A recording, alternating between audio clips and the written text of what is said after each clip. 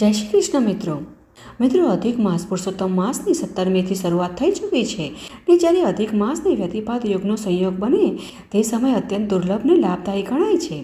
હવે શાસ્ત્રો અનુસાર સામાન્ય રીતે વ્યતિપાત યોગને માંગલિક કાર્યો માટે અશુભ માનવામાં આવે છે, પરંતુ આ યોગ દરમિયાન જપ, પ્રાણાયામ કે મંત્રસિદ્ધિ કરવાથી 1 લાખ ગણું પુણ્ય ફળ મળે છે। ને આજે આપણે જાણીશું કે વ્યતિપાત યોગ શું છે, શા માટે આનું આટલું મહત્વ છે, આ સમય દરમિયાન શું કરવું જોઈએ ને શું નહીં। તો માહિતી સારી લાગે તો લાઈક કરજો ને તમારા મિત્ર અને પરિવારમાં પણ શેર કરજો, જેથી કરી આ માહિતી તેમને પણ ઉપયોગી થઈ શકે।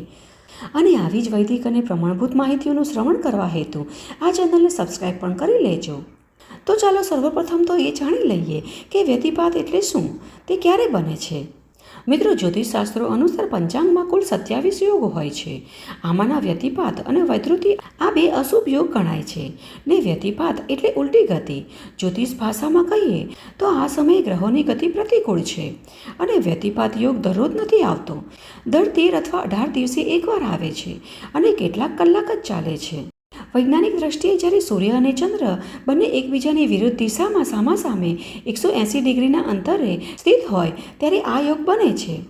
અને ધર્મની દ્રષ્ટિએ જાણીએ તો એક વખત ચંદ્રમાએ પોતાના ગુરુની પત્ની તારાનું હરણ કર્યું હતું। તે વખતે સૂર્યનારાયણે તેને ઠપકો આપ્યો ત્યારે બંને વચ્ચે ક્રોધની જ્વાળાઓ ભડકી ઉઠી અને બંનેના ક્રોધનો અતિપાત એટલે કે ઘર્ષણ થવાથી તેમાંથી એક પ્રચંડ આકૃતિ પ્રગટ થઈ। આ મહાકાય પુરુષ આકૃતિના અગ્નિના ગોળા જેવા ડોળા, પીળા અને રુદ્ર દાઢી મૂછ, ધમણ જેવા નસકોરા, 8 આંખ, 18 હાથ અને આખા જગતને ગળી જાય એટલું પહોળું મુખ હતું। અને આ બીજું કોઈ નહીં, ભયંકર આકૃતિવાળો વ્યતિપાત હતો।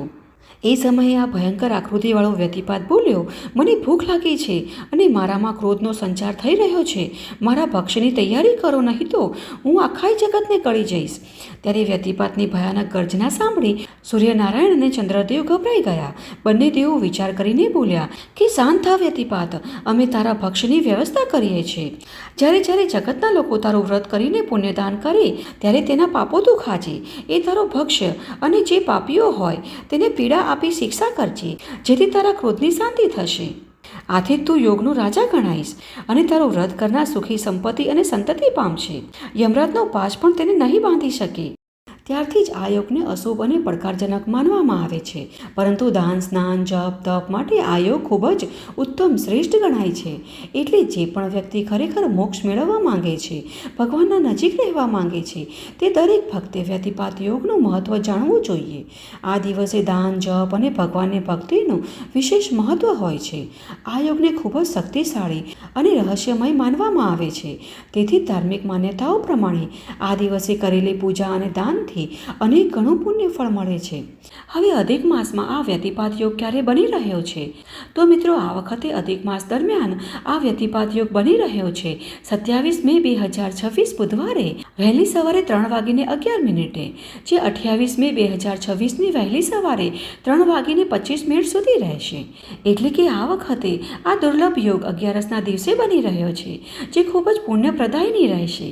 કેમ કે એક તો અધિક માસની પદ્મિની 11 અને બીજું આ જ દિવસે વ્યતિપાત યોગનું નિર્માણ, જે આ દિવસને અત્યંત ખાસ બનાવી રહ્યો છે।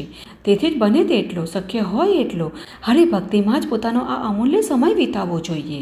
ઓમ નમો ભગવતે વાસુદેવાય નમઃ આ દ્વાદશાક્ષર મંત્રનો શક્ય હોય તેટલો વધારે જપ કરવો જોઈએ। અને વ્યતિપાત સાથે 11નો પાવન અવસર, જે ભગવાન શ્રી કૃષ્ણ અંતર્યામીને પ્રસન્ન કરે છે। આ સમયગાળા દરમિયાન વ્રત ઉપવાસ રાખી ભગવાનની સેવા પૂજા કરવી જોઈએ। અને આમે આ દિવસે 11 છે, જે ખૂબ જ ફળદાયી હોય છે, તેથી પણ ઉપવાસ કરવો જોઈએ। સંપૂર્ણ ઉપવાસ ન કરી શકાય તો ઉપવાસનું સાત્વિક ભોજન લઈને પણ વ્રત કરી શકાય। અને તમે પણ ઉપવાસ કરશો કે નહીં તે કોમેન્ટમાં જરૂર જણાવજો। અને હા, આ સમયગાળા દરમિયાન જરૂરતમંદ બ્રાહ્મણને અન્નદાન, કપડાં વગેરે જે પણ આપણી ક્ષમતા હોય તે દાન આપવું જોઈએ। ગાયને લીલું ઘાસ અથવા રોટલી ખવડાવવી જોઈએ। ગૌશાળામાં સેવા આપવી, કેમ કે અધિક માસમાં પણ દાનનું ફળ અનંત ગણું મળાય છે। ઉપરથી 11ના દિવસે જ વ્યતિપાત યોગ થઈ રહ્યો છે, તેથી આ દિવસે આપણી ક્ષમતા અનુસાર કંઈક ને કંઈક દાન અવશ્ય કરવું જોઈએ। તેમજ પવિત્ર નદીમાં સ્નાન કરવું જોઈએ ને જો આ શક્ય ન હોય તો ઘરે પણ ગંગાજળથી સ્નાન કરવું। આ સમય દરમિયાન શ્રીમદ ભાગવત કથા, ભાગવત ગીતા અને વિષ્ણુ સહસ્ત્ર નામના વાંચનનું ખૂબ જ મહત્ત્વ છે. આમ કરવાથી વ્યક્તિના પૂર્વજન્મના પાપો પણ નાશ થાય છે. એટલું જ નહીં, ભજન કીર્તન, મંદિરમાં જઈ દીપદાન કરી શકાય, પીપળે પાણી રેડવું જોઈએ, જેનાથી પ્રાપ્ત થતું પુણ્ય અન્ય સમય કરતાં 10 ગણું ફળ આપે છે. આ પુણ્ય વ્યક્તિ સાથે અનંત કાળ સુધી રહે છે. અને મિત્રો, અધિક માસ અને વ્યતિપાત યુગ દરમિયાન આ કામો ટાળવા જોઈએ, જેમ કે લગ્ન, સગાઈ, મુંડન અને નામકરણ જેવા શુભ કામો કરવાની મનાઈ હોય છે. તેમજ નવું ઘર, દુકાન કે જમીન ખરીદવી નહીં અને ગૃહ પ્રવેશ પણ ટાળવો. આ કળિયુગના સમયના જ્યોતિષો પણ આનું સૂચન આપે છે.